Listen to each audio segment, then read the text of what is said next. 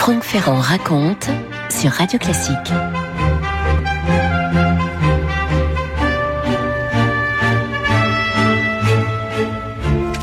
Officiellement, le Moyen-Âge s'arrête en 1453 avec la chute de Constantinople, mais de plus en plus on a tendance à considérer que l'année 1492, celle de la découverte inconsciente de l'Amérique par Christophe Colomb, celle de la fin de la reconquête en Espagne, d'une façon plus générale, celle de la diffusion de la Renaissance outre-monde, tout ça signe la fin du Moyen-Âge. Eh bien, nous sommes un an avant 1492, en 1491, nous sommes en Angleterre.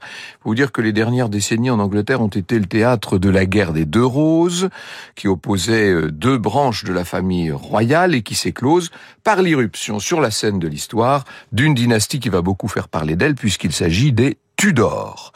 Dans les derniers développements de la guerre civile, on a vu se dérouler une tragédie assez terrible puisque ont disparu deux héritiers royaux de la maison d'York, des enfants qui avaient 12 et 10 ans et qui étaient censés se trouver sous la garde de leur oncle Richard à la Tour de Londres. Après l'été 1483, plus personne n'a revu ces deux enfants qui ont été réputés morts, ce qui a permis à leur oncle de devenir le roi Richard III, le célèbre Richard III de Shakespeare, bien sûr, un roi dont la réputation serait donc entachée par ce supposé double meurtre d'enfants sans défense, captifs à la Tour de Londres. A priori, cette sombre affaire avait tout pour rester une énigme perdue dans les derniers replis du Moyen-Âge jusqu'à notre fameuse année 1491. Et là, nous sommes loin de la Tour de Londres, nous sommes sur un port irlandais, dans un estuaire balayé par les vents humides de l'Atlantique, à Cork. Et là, il faut imaginer titubant des marins épuisés par leurs aventures au large, mais il y a aussi tous les porteurs de caisses chargés de poissons ou d'étoffes, des voyageurs qui arrivent de partout. Or, justement, en cet automne 1491, il y a une personne sur ce quai, sur ces docks, qui a une allure un peu bizarre. C'est un joli damoiseau de 17 ou 18 ans, l'air distingué, les traits agréables, avec des habits précieux. Bref, il ne ressemble pas tellement à la population habituelle du port de Cork. On se dit que ce jeune homme est sans doute de haute origine, de belle extrace, comme on disait à l'époque. Et il attire à lui pas mal de curieux qui vont se perdre en conjectures sur son identité. Quand on l'interroge, l'adolescent élude. Visiblement, il a décidé de conserver son mystère, jusqu'à ce qu'une idée prenne le dessus. Et l'idée en question, on est déjà en train de la murmurer, de la susurrer partout dans la ville de Cork. Et s'il était le petit Richard, le plus jeune des deux enfants disparus à la Tour de Londres? L'âge correspond exactement. Le visage aussi, disent certains, et on est bien obligé de se demander si c'était lui, si c'était le petit Richard, ça entraînerait des conséquences politiques majeures. Alors, on lui parle et lui aussi se met à parler, comme si la vérité qu'il cachait jusqu'ici était désormais impossible à maintenir, à sceller plus longtemps. Il va laisser sortir de sa bouche les mots fatidiques. Eh bien oui, c'est vrai. Il est le petit duc d'York. C'est lui, Richard, qui a bel et bien survécu. Alors il faut qu'il raconte ses tragiques années de jeunesse. Il faut qu'il raconte ce qui lui est arrivé, notamment pendant ce fameux été 1483, lorsqu'il était encore à l'ombre de la Tour de Londres. Franck Ferrand sur Radio Classique. Cette histoire ne pouvait qu'intéresser Alain Decaux, bien sûr, qui a retracé le séjour à Cork de ce jeune homme. D'un air doux et bienveillant, nous dit-il, le prince, entre guillemets, répondait à tout. Son frère aîné avait été assassiné sous ses yeux. Le tueur à gages s'apprêtait à lui faire subir le même sort quand, pris de compassion, il lui laissa la vie sauve à une condition. Il ne divulguerait pas son existence avant un nombre d'années déterminé. On le remit à deux individus qui, pendant 8 ans, le cachèrent dans plusieurs pays. Le mot « pays » est à entendre là dans le sens de contrée. Alors évidemment, vous voyez bien que si cette histoire est vraie, les conséquences là sont énormes. Ce jeune Richard, dissimulé au monde si longtemps, en tant que fils survivant du roi Édouard IV, serait évidemment son successeur sur le trône. Ce serait le roi d'Angleterre, tout simplement. En d'autres termes, le fameux oncle, là, Richard III, serait illégitime. Et celui qui a succédé à Richard III en 1485, Henri VII, le premier représentant de la nouvelle branche dynastique des Tudors, devrait céder sa couronne au jeune revenant. Évidemment, Henri VII, quand on lui rapporte tout ça, est pour le moins surpris. Mais il y en a qui sont plus enclins que lui à croire l'adolescent de Cork. On veut croire à son histoire. Il faut vous dire que l'Irlande de l'époque est truffée d'alliés d'Henri VII, mais et donc évidemment c'est une terre dangereuse pour quelqu'un qui est prétendant maintenant au trône. Mais il y a aussi des gens qui sont prêts à soutenir ce jeune homme, et toute une stratégie est en train de se dessiner pour lui permettre de récupérer son trône. Alors vers qui est-ce qu'on se tourne quand on veut contrarier le roi d'Angleterre ? Vers le roi de France, ça, bien sûr, c'est la grande constante de toute l'histoire médiévale et même de la Renaissance. Sans trop tarder, notre Richard IV supposé, qui est épaulé par un homme très puissant, Étienne Fryon, voilà notre Richard qui sollicite l'attention des Valois. Voici ce que nous dit Sophie Cassagne-Brouquet dans Meurtres à la cour de Richard III. La réception est excellente. Il sera bien accueilli et traité comme un prince. Les deux hommes, c'est-à-dire l'adolescent et son mentor, la Fryon, s'embarquent pour la France, où ils sont présentés au roi Charles VIII au début de l'été 1492. Ah là, on se dit que cette histoire qui au départ pourrait presque ressembler à un fait divers, cette histoire d'adolescent qui aurait survécu à un meurtre programmé dans la Tour de Londres, est en train de devenir non seulement une affaire d'État, mais une affaire politique qui pourrait faire beaucoup de bruit à travers toute l'Europe. Vous écoutez Radio Classique. Moins d'un demi-siècle après la guerre de 100 ans, le climat diplomatique est très tendu entre l'Angleterre et la France encore.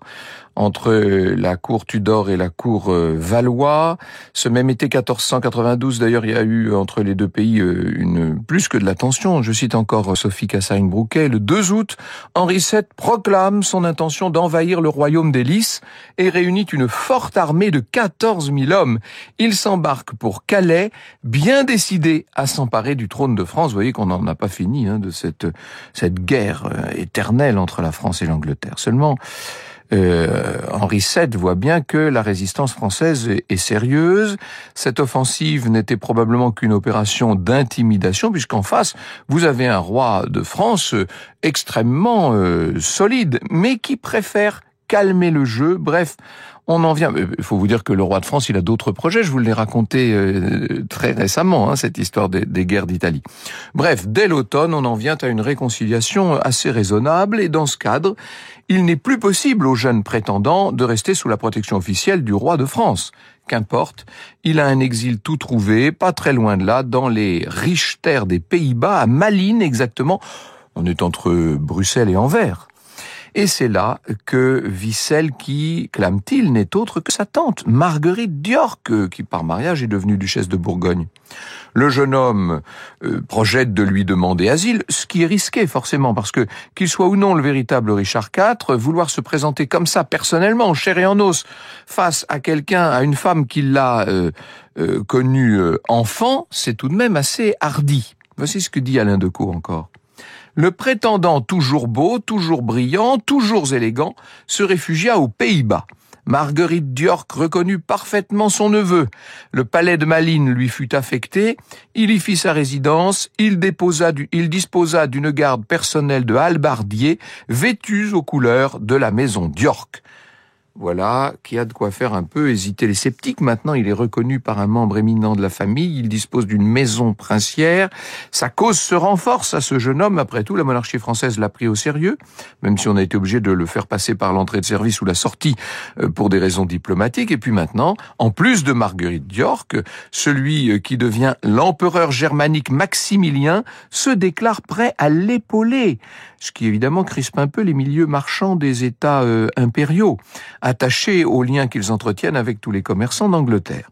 Le roi d'Écosse, Jacques IV, se montre de son côté favorable à Richard IV, vous imaginez. On commence évidemment à s'agiter au cœur même de l'Angleterre en faveur de ce prétendant. Henri VII devient de plus en plus fébrile. Là, il tape du poing sur la table. Il semble que le mystérieux revenant de Cork puisse, s'il s'y prend bien, avoir les moyens de ses ambitions, et ça, évidemment, c'est totalement inacceptable pour le roi d'Angleterre.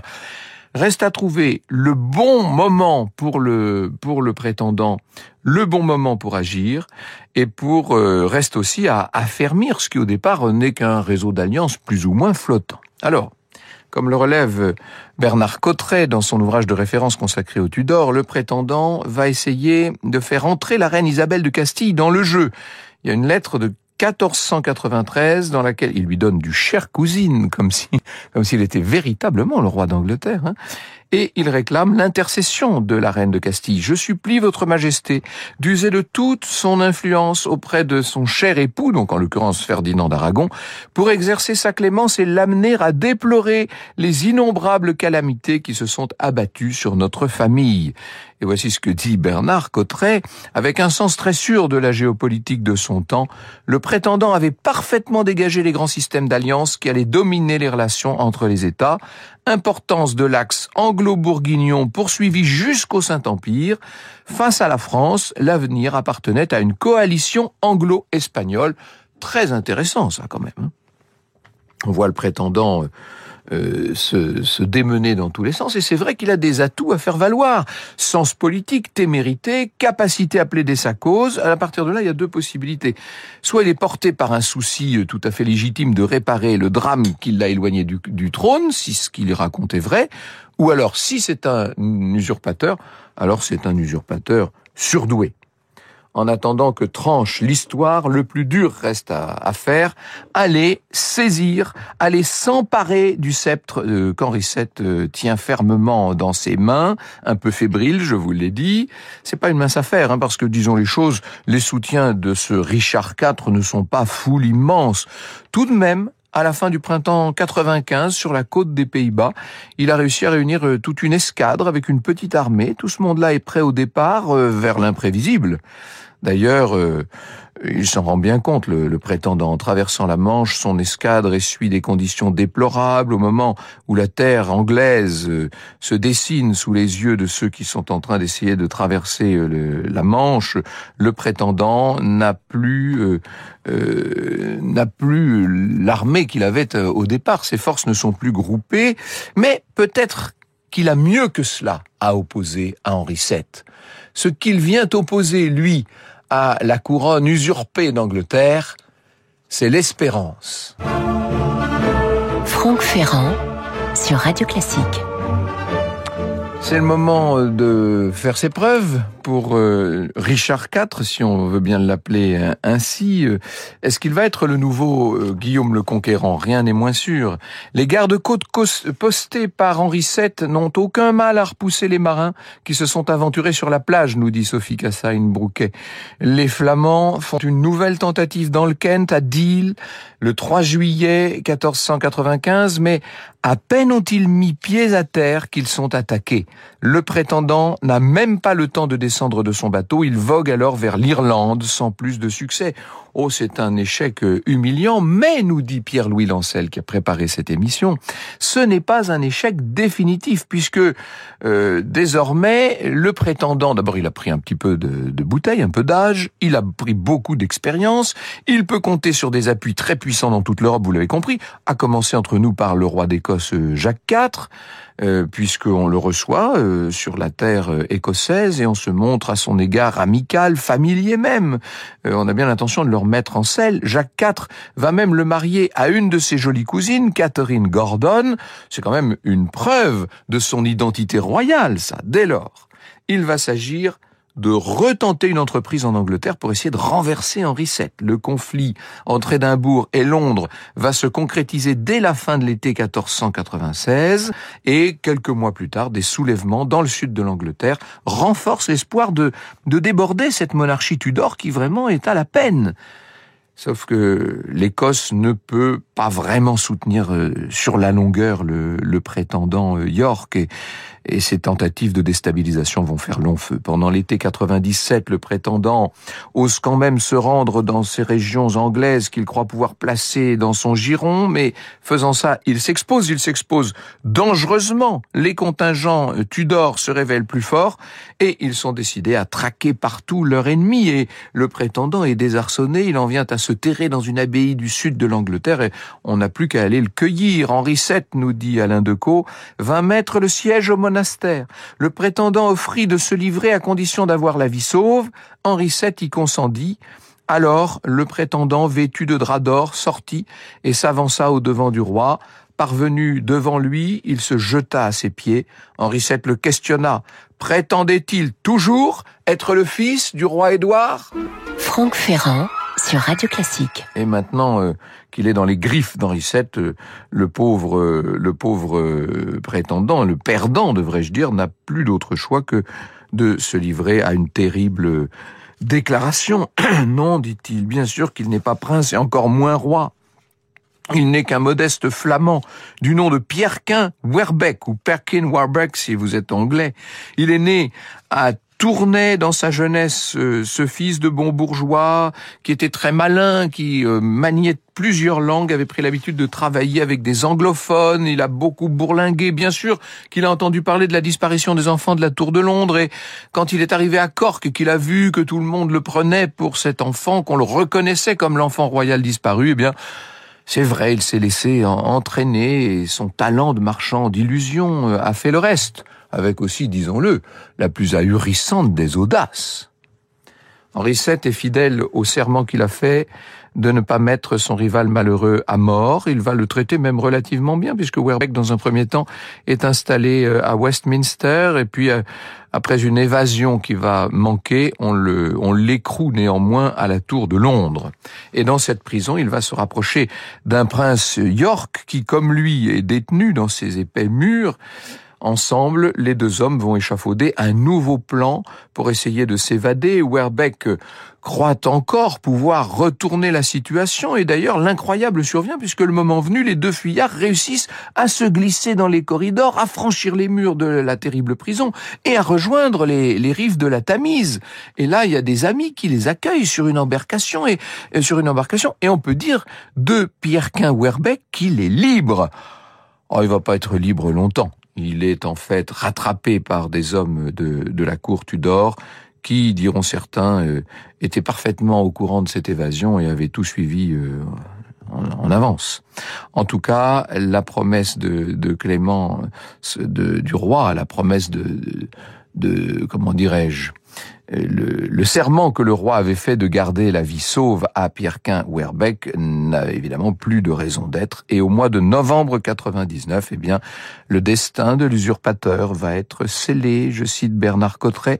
Il fut jugé, condamné pour haute trahison, conduit à Tyburn, où avaient lieu les exécutions capitales. Il fut pendu le 23, non sans avoir une nouvelle fois confessé l'immensité de sa faute. Vous écoutez Radio Classique.